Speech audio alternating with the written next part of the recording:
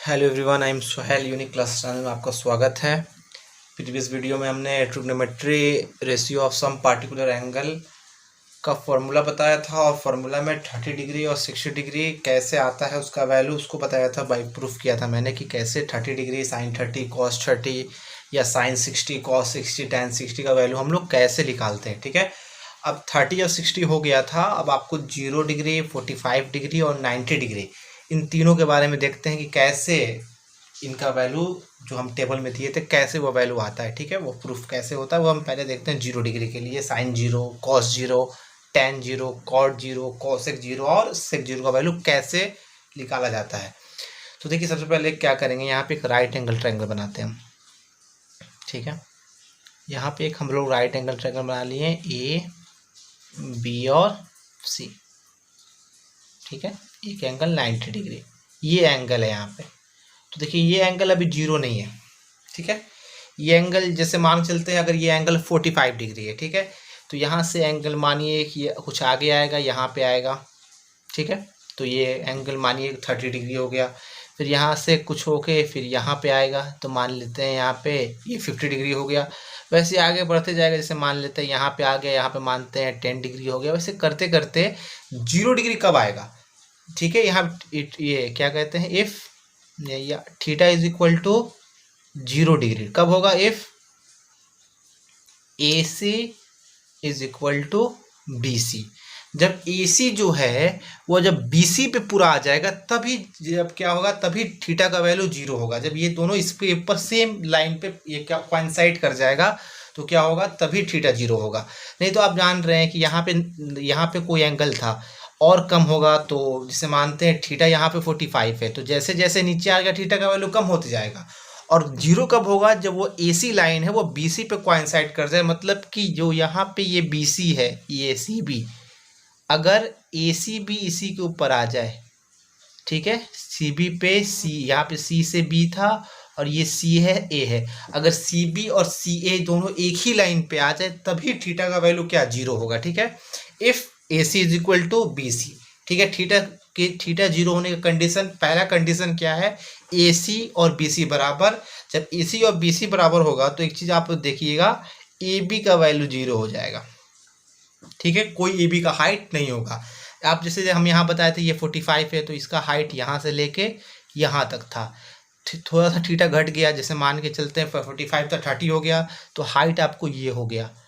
ठीक है, और फिर उससे कम कर दिए तो हाइट आपको ये हो गया, उसको कम कर दिए तो ये हो गया। जैसे दोनों एक दूसरे पे कोइंसाइड कर गए तो फिर हाइट कहाँ बचा, यहाँ पे हाइट कहाँ बचा, ये तो दोनों एक ही लाइन पे आ गया। तो इसमें हाइट नहीं है, तो मतलब हाइट क्या है, A B is equal to 0। ठीक है, थीटा 0 होने का कंडीशन क्या होगा, जब AC लाइन BC पे कोइंसाइड हो जाए और AC जो उसका हाइट, उसके बीच का हाइट था वो 0 हो जाए। ठीक है, अब क्या करते हैं, इस कंडीशन से हम लोग सारा वैल्यू निकालते हैं। सबसे पहले क्या वैल्यू होता है, साइन थीटा। साइन थीटा का फॉर्मूला क्या होता है, P बाई एच ए ना होता है साइन थीटा।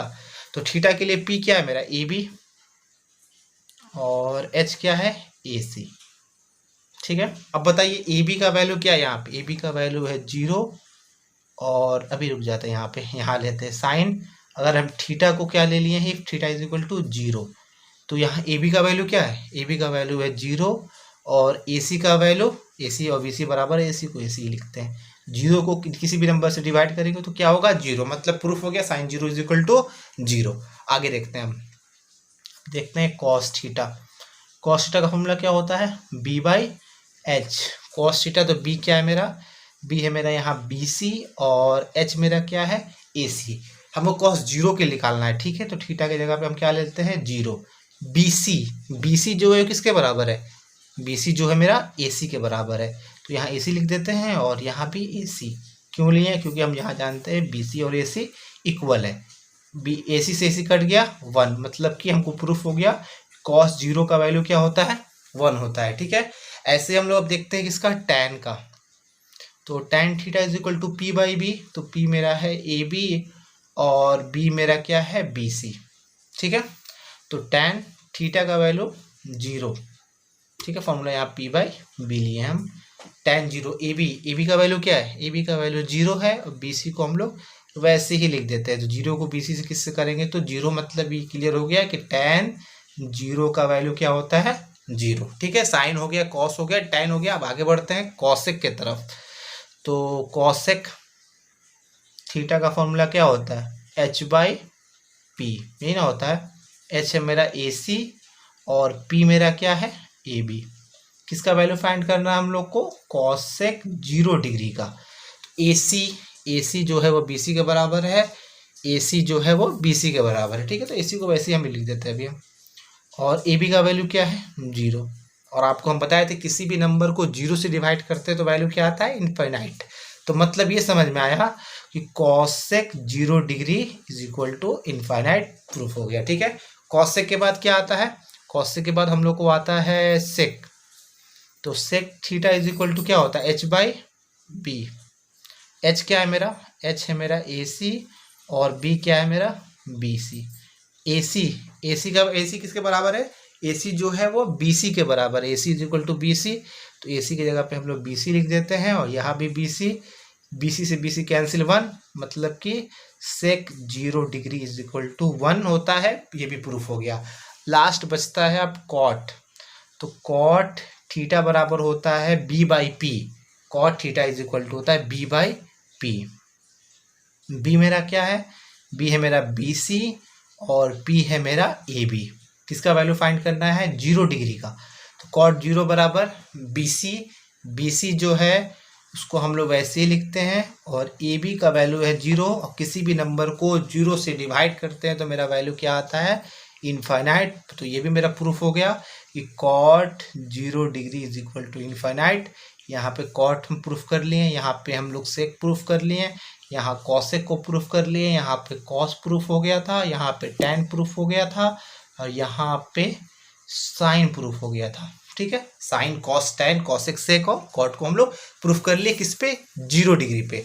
फिर से बस फिगर समझाते, 0 कब होगा, जब ये राइट एंगल ट्रायंगल है, जब ये ए सी घटते जाएगा। अभी देखिए कुछ वैल्यू है, अगर ये 0 डिग्री जो होता है वो 45 या 90 से कम होता है, तो ये जब नीचे आते जाएगा तो यहाँ पे एंगल ऑटोमेटिक कम होते जाएगा। 45 है तो 30 होगा, 30 है तो फिर 50 होगा, 15 के बाद 10 होगा, 10 के बाद 5 होगा, फिर 0। तो 0 होने का कंडीशन ही वही है जब ए सी और बी सी का वैल्यू बराबर हो जाए। तो ठीक है, ए सी बी सी बराबर।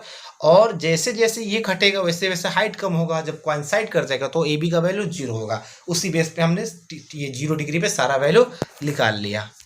ठीक है, अब हम लोग क्या करते हैं, 0 डिग्री हम लोग जाने कैसे निकालते हैं, 45 डिग्री पे आते हैं। तो 45 डिग्री के लिए भी क्या करना पड़ेगा, सबसे पहले हम लोग को एक राइट एंगल ट्रायंगल बनाना पड़ेगा। यहाँ पे एक राइट एंगल ट्रायंगल बना लेते हैं। ये मेरा ए, इसको बी मान लेते हैं, ये सी हो गया। यहाँ पे हो गया 90 डिग्री और एक एंगल को हम कोई 45 ले लेते हैं। चलिए इसको 45 ले लेते हैं। ठीक है, क्योंकि 45 पे हमको फाइंड करना है। तो अब देखिए यहाँ पे आगे क्या करेंगे। हम लोग जानते हैं कि कोई भी ट्रायंगल हो, किसी भी ट्रायंगल में 3 एंगल को सम करते हैं, उसका वैल्यू क्या होता है, ऑलवेज 180 डिग्री।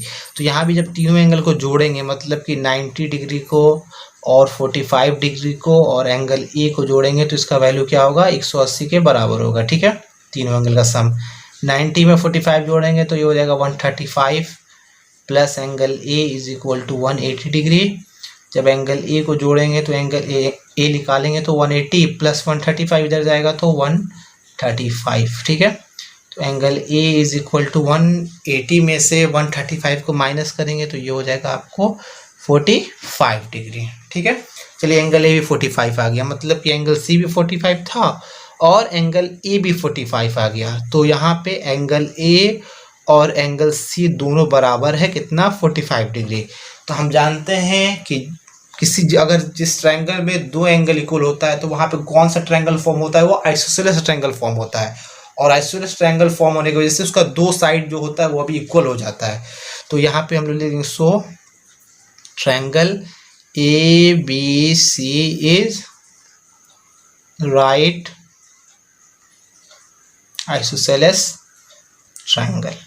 ठीक है, तो ट्रायंगल ए बी सी मेरा क्या हो गया, राइट आइसोसेलेस ट्रायंगल हो गया। तो जब ये राइट आइसोसेलेस ट्रायंगल हो गया तो ये 2 साइड जो है ए बी और बी सी, ये भी क्या होगा, आइसोसेलेस के प्रॉपर्टी से इक्वल हो जाएगा। A B is equal to B C किससे इक्वल हो गया, by property of isosceles triangle. ठीक है, और जो देखिए ए बी और बी सी जो इक्वल हुआ है उसको हम लोग मान लेते हैं लेट, यहाँ पे लिख लेते हैं let A B is equal to B C is equal to A. ठीक है, ए मान लेते हैं हम लोग। ठीक है, अब राइट एंगल ट्रायंगल है तो यहाँ पे हम क्या करते हैं, अप्लाइंग करते हैं पाइथागोरस थ्योरम। अप्लाइंग पाइथागोरस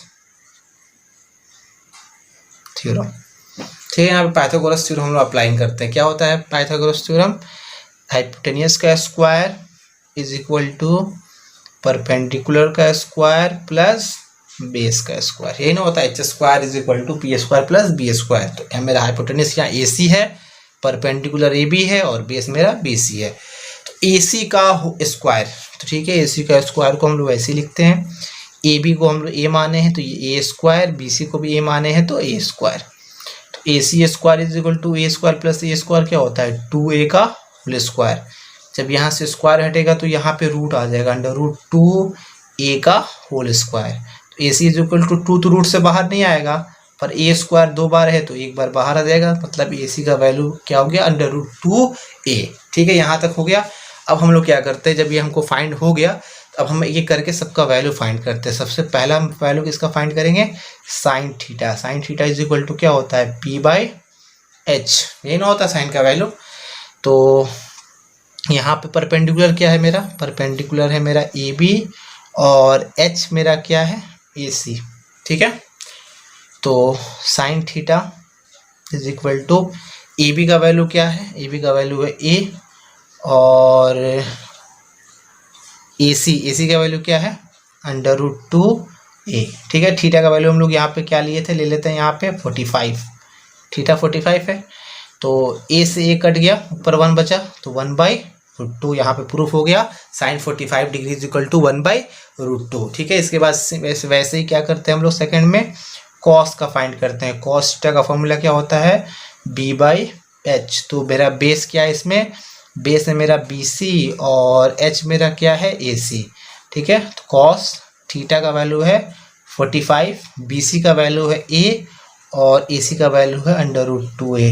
ए से ए कैंसिल 1 तो 1/√2। कॉस 45 का वैल्यू क्या हो गया 1/√2। ठीक है, थर्ड में होता है टैन थीटा। टैन थीटा का फॉर्मूला क्या होता है p/b। तो मेरा p क्या है ए बी और बेस क्या है मेरा बी सी। तो हम किसका वैल्यू फाइंड कर रहे हैं tan 45 डिग्री का।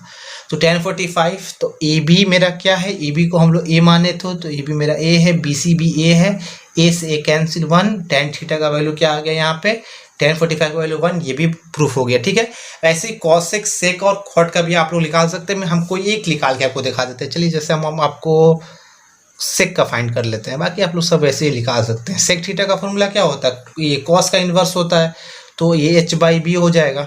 h मेरा क्या है, h है मेरा ए सी और बेस क्या है मेरा बी सी। तो सेक थीटा की जगह पे हम लेते हैं 45 और ए सी का वैल्यू जो है वो यहाँ पे निकल के आया √2a और बी सी मेरा a है तो a से a कैंसिल हो गया। सेक 45 डिग्री इज इक्वल टू क्या बचा मेरा √2। ऐसे ही करके आप लोग कॉसेक और कॉट का फाइंड कर सकते हैं। ठीक है, अब लास्ट एक बच रहा है 90 डिग्री। ठीक है, अब 90 डिग्री को देख लेते हैं। इसके लिए भी क्या करते हैं राइट एंगल ट्रायंगल बना लेते हैं। ठीक है, यहाँ ये हो गया, ये बी, यहाँ पे सी, ये यहाँ पे ये राइट एंगल बना, ये थीटा है जो अभी 90 नहीं है। यही क्वेश्चन है कि अगर ये थीटा 90 हो जाए तो उसके बाद का प्रोसेस क्या है वो देखिए।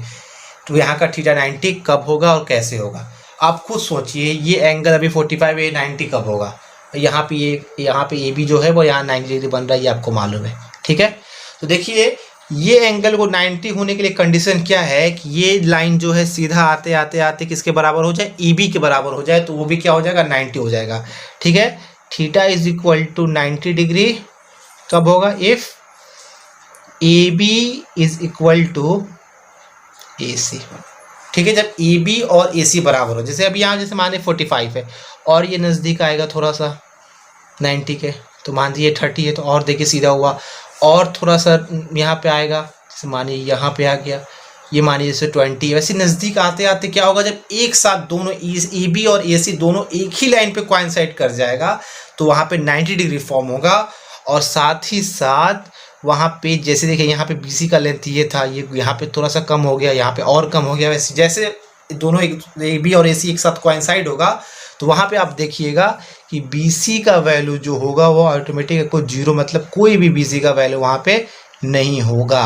ठीक है, थीटा 90 कब होगा, जब ए बी और ए सी कोइंसाइड करेगा। जब कोइंसाइड के लिए आगे आएगा तो वहाँ बी सी का कोई वैल्यू नहीं बचेगा, जीरो होगा। क्योंकि जैसे जैसे नज़दीक आता जाएगा, जब दोनों एक ही लाइन पे आ जाएगा तो उनके बीच का कोई डिफरेंस होगा ही नहीं।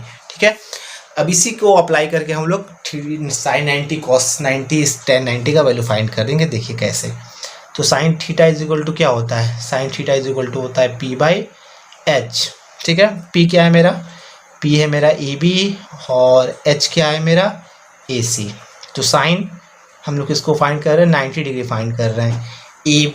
ए बी का वैल्यू ए सी के बराबर है तो ए सी लिख लेते हैं, और नीचे बचा ए सी कैंसिल, साइन 90 का वैल्यू क्या हो गया 1। ठीक है, वैसे हम लोग किसका फाइंड करते हैं, हम लोग कॉस थीटा फाइंड करते हैं। तो कॉस थीटा का फॉर्मूला क्या होता है, कॉस थीटा होता है बी बाई एच। थीटा तो बेस मेरा है बी सी और हाइट है मेरा ए सी। हम लोग 90 पे फाइंड कर रहे हैं, तो cos 90 is equal to B C का वैल्यू क्या है, मेरा बी सी है 0 और ए सी को हम लोग ए सी लेते हैं तो 0, किसी भी नंबर को 0 से डिवाइड करेंगे 0, कॉस 90 इज इक्वल टू 0, ये भी प्रूफ हो गया। आगे हम लोग देखते हैं tan का, तो tan theta is equal to P by B. Perpendicular मेरा क्या है ए बी और बेस मेरा क्या है बी सी। इसका वैल्यू हम लोग फाइंड कर रहे हैं tan 90 डिग्री। तो ए बी का वैल्यू जो है उसको हम लोग tan 90 ए बी को हम लोग ए बी लिखते हैं, और बी सी मेरा क्या है 0, किसी भी नंबर को 0 से डिवाइड करेंगे तो इनफाइनाइट, मतलब tan 90 का वैल्यू क्या हो जाएगा, इनफाइनाइट हो जाएगा। वैसे ही कॉसेक थीटा क्या होता है एच बाई पी। तो एच मेरा है ए सी और पी मेरा क्या है ए बी। इसका वैल्यू फाइंड कर रहे हैं हम लोग कॉसेक 90 डिग्री। ए सी जो है मेरा ए बी के बराबर है, और ए बी को फिर हम लोग वैसे ही लिख दिए, ए बी से पी कैंसिल हो गया, कॉसेक 90 का वैल्यू 1।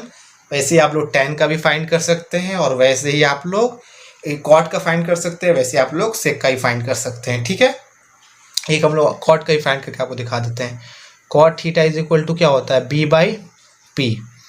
तो बेस क्या है मेरा, बेस है मेरा बी सी और पी मेरा क्या है A B. Cot 90 degree is equal to B C है मेरा 0 और ए बी है मेरा, ए बी को हम ए बी लिखते हैं, किसी भी नंबर को 0 से डिवाइड करते हैं तो 0 होता है। तो कॉट 90 इज इक्वल टू 0। ठीक है, मैंने सारा वैल्यू को प्रूफ कर दिया, 0 से 0, 30, 45, 60 और 90। इसको आप लोग अच्छे से समझ लीजिए क्योंकि ये एग्ज़ाम में आता है। ठीक है, और अब हम लोग कुछ क्वेश्चन बना लेते हैं, अपने बुक्स का क्वेश्चन देख लेते हैं क्या है। ठीक है, अब ये कुछ क्वेश्चन है, इसको हम लोग देखते हैं, एक्सरसाइज प्रॉब्लम है, कैसे सॉल्व करते हैं इसको देखिए। सॉल्यूशन यहाँ से स्टार्ट करते हैं। सबसे फर्स्ट हम लोग लेते हैं, फर्स्ट में क्या है cos 45 degree cos 30 degree plus sign 45 degree और साइन 30 डिग्री। ठीक है, ये क्वेश्चन है आपका। तो सबसे पहले cos 45, तो हम लोग अपने टेबल में देखेंगे कि cos 45 का वैल्यू क्या होता है। तो cos 45 हम लोग जानते हैं 1/√2। याद कर, या मतलब जो ये प्रोसेस बताया याद करने का उसको पहले कर लीजिएगा तब बनाइएगा तो ज़्यादा क्लियर होगा। फिर cos 30, तो cos 30 का वैल्यू हम लोग जानते हैं क्या होता है √3/2। प्लस है तो प्लस, फिर sin 45, तो sin 45 का वैल्यू होता है 1/√2, यहाँ कुछ नहीं तो इंटू sin 30 का वैल्यू होता है 1/2। ठीक है, इसको करने के बाद ऊपर से इंटू √3 और 1, ये रूट में नहीं है, ये रूट में तो बताए थे जब ऐसे इंटू कराएंगे तो जो बिना रूट वाला है वो रूट के सिर्फ आगे आ जाएगा। तो ये 1√3 होगा तो उसको √3 सिर्फ लिख सकते हैं। यहाँ पे ये 2 रूट में है, ये 2 रूट में नहीं है तो बस ये रूट के आगे आ जाएगा, तो ये हो जाएगा 2/√2 प्लस 1 को 1 से करेंगे तो 1, 2 को √2 से करेंगे तो 2/√2। ठीक है, अब इसके बाद क्या करेंगे, नीचे वाले का एलसीएम निकाल लेंगे, तो 2√2 2√2, दोनों सेम है तो इसका एलसीएम हो जाएगा 2√2। 2√2 से 2√2 कैंसिल, ऊपर में बचेगा √3, यहाँ भी कैंसिल तो ऊपर में बचेगा 1। ये आपका आंसर हो गया। ठीक है, आगे तो कुछ इसको कर नहीं सकते हम लोग। सेकंड देखते हैं हम लोग, सेकंड में क्या बोल रहा है। बी पे बोला हुआ है tan 30 cos x 60 plus tan 60 और sec 30 डिग्री। ठीक है, ये क्वेश्चन है आपका, इसको हम लोग देखते हैं। ठीक है, अब यहाँ पे सबसे पहले tan 30 का वैल्यू क्या होता है 1/√3 इंटू, फिर यहाँ पे क्या है cos x 60 का वैल्यू क्या होता है cos x 60 is equal to होता है 2/√3 प्लस, फिर क्या है यहाँ tan 60, तो tan 60 का वैल्यू क्या होता है √3 इंटू, उसके बाद क्या है sec 30, तो sec 30 का वैल्यू क्या होता है 2/√3।